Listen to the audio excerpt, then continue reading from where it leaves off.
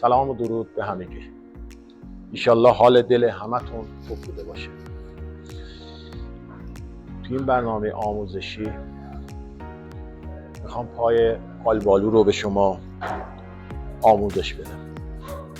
تو جلسه قبلی چکیزدی رو به شما آموزش دادم و با استقبال گرم همتون روبرو شد و ازتون خیلی تشکر میکنم که منو تحمل کردیم و با لایکاتون به من دلداری و قوت دادیم. فصل مدارس، به باز شدن مدارس چیزی نمونده.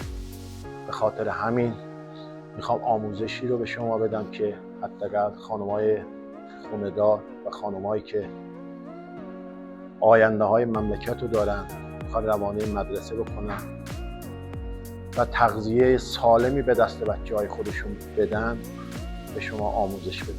یکی از این تغذیه‌ها که یاد گرفتیم چکیزدی بود و تغذیه دومی و شیرینی جالب و خوشخوراک قنادی‌ها پای آلبالو. پای آلبالو یکی از محبوب‌ترین شیرینی‌های ایرانیه. تو این جلسه میخوام پای آلبالو رو به شما آموزش بدم.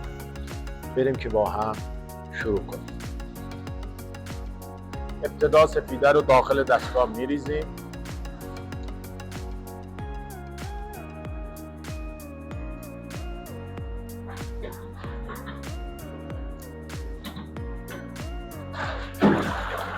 و با دندسه میکس میکنیم. همون سفیده نمیخواد زیاد بالا بیاد، در حد مخلوط شدن شکرش و پشتبندش به سفیده اضافه میکنیم.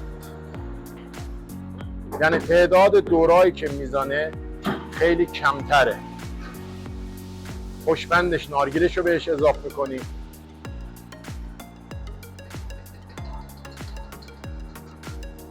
یعنی اصلا نیاز نداره که سفیده بزنه پفکی بشه بالا بیاد. پشتبندش هم آردش رو بهش اضافه میکنیم.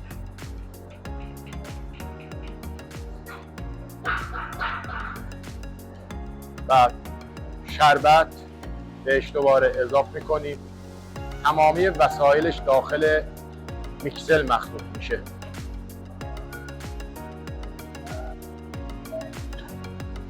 یه بار ته موادمون رو در میاریم.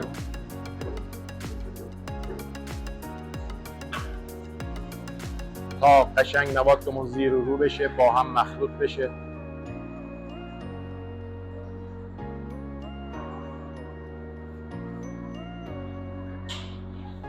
به هیچ عنوان نباید سفیدمون بالا بیاد پف کنه. در حد مثلا شکر و تخمو که میزنه 30 ثانیه. بعد مواد با هم قاطی میشه. بعد اون از قبل که کرمون رو گذاشتیم آب شده و تقریبا به حالت جوش رسیده، تو دنده یک بهش اضافه میکنیم.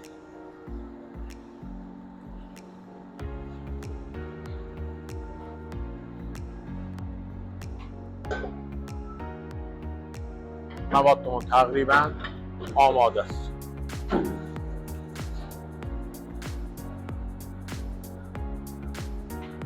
یه بار دیگه با پاک کن زیر و روش میکنیم و قیف میزنیم.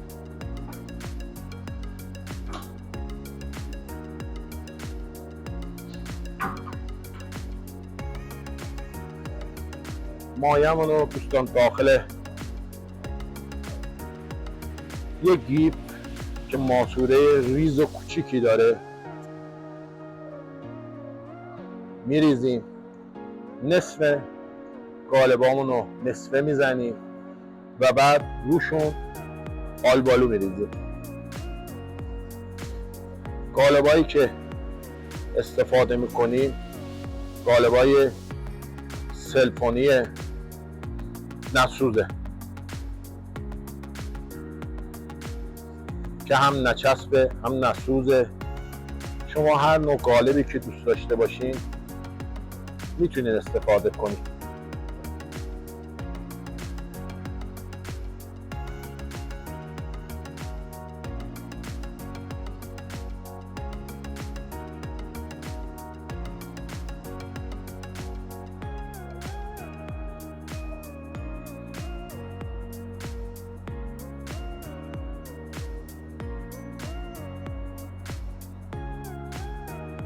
فقط قالبا رو نصف پر کنید که جا واسه آلبالو داشته باشید. آلبالوتون رو از قبل باید بشورین و آب کشش کنین تا آبش ازش خارج بشه.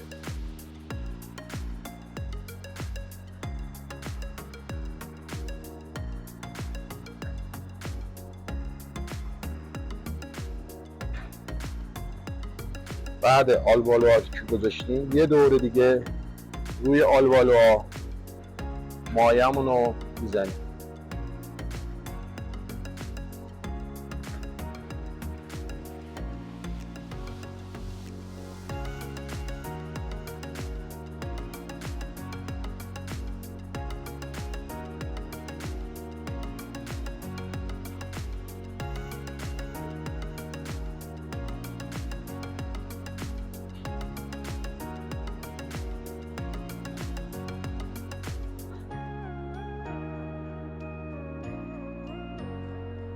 این مایه تقریبا میشه گفت شبیه مایه پای آناناسه، ولی طرز مخلوط کردنش و مقداری از موادش با پای آناناس فرق میکنه. خب دقت کنید، جنسمون تکمیل شد. اینو انتقال میدیم که بره فرن. خب دوستان، پای آلبالوهامون حاضره، زده شد. با همدیگه میبریم بندازیم فرن.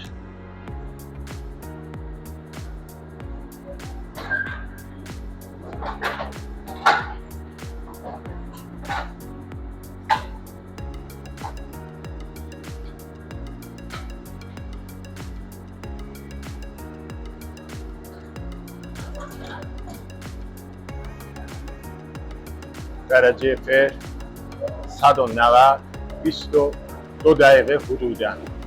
شما باید به رنگش موقع در آوردن نگاه کنید. قشنگ قرمز خوش رنگ بشه.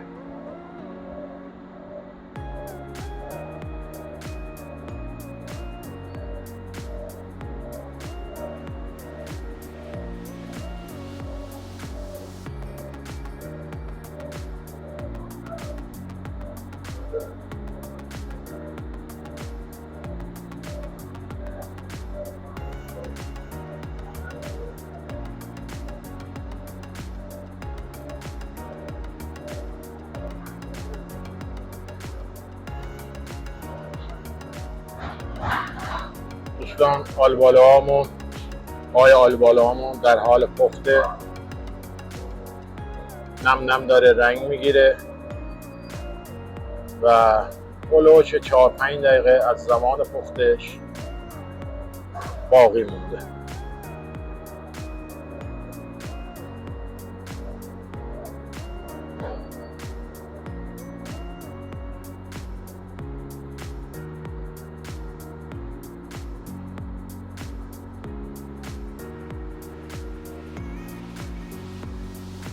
خب دوستان، پخت پای آلبالوهامون تمام شد. همینجوری که میبینید قشنگ قرمز رنگ شده. با همدیگه از فرن برش میاریم.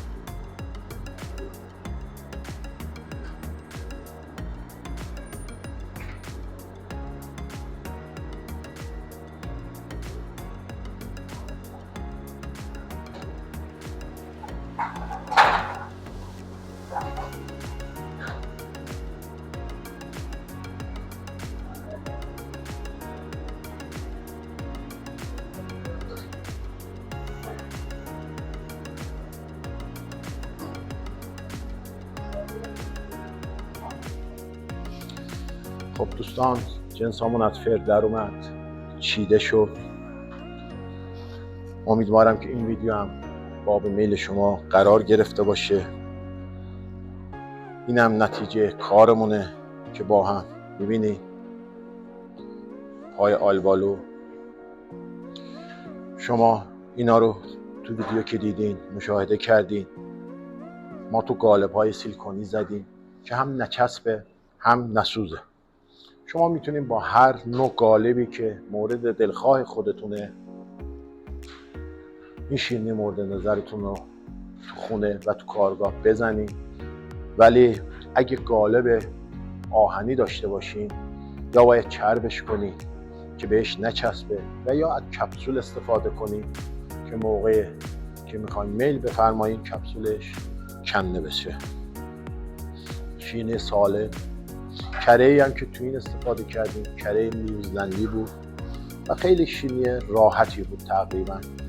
شما میتونید تو خونه با استفاده از میکسل‌های کوچیک خونگی و یا همزن دستی هم این شیرینی رو میتونی عمل بیارید. امیدوارم که رضایت شما رو تونسته باشم جلب کنم.